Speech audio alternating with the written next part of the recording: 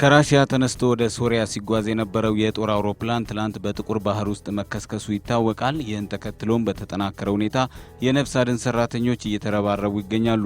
እስካሁን ባለው ሁኔታም 11 ሬሳዎች ብቻ ናቸው የተገኙት። ጉዳዩ ከአሸባሪ ጋር የተያያዘ ይሁን አይሁን የማጣራቱ ስራ እንደሚካሄድ ከሞስኮ የሚወጡ ዘገባዎች እያመለከቱ ናቸው። ወደ 3500 ሰዎች በመርከብ በጀት በሄሊኮፕተር በመታገዝ ከባድ የሆነ አሰሳ እያደረጉ ይገኛሉ። በእሁዱ የራሺያ አውሮፕላን በጥቁር ባህር መከስከሱን ተከትሎ ሁሉም ተሳፋሪዎች ሞተዋል ብሎ የራሺያ መንግስት ስላመነ ከዛሬ ጀምሮ የብሔራዊ ሀዘን ቀን አውጇል። የአውሮፕላኑ የተለያዩ ስብርባሪዎች በጥቁር ባህር 1.5 ኪሎ ሜትር ወደ ውስጥ ጠልቀው ተገኝተዋል። እስካሁን የአውሮፕላኑ የመከስከስ ምክንያት ሌሎች መረጃዎችን ጨምሮ ከአውሮፕላን ጣቢያው ጋር የነበረው የንግግር ግንኙነት ምንም ሊጠቁም እንዳልቻለ እየተነገረ ነው። ከቅርብ ጊዜ ወዲህ በራሺያ አውሮፕላኖች ላይ እየደረሰ ያለ አደጋ እየጨመረ መጥቷል።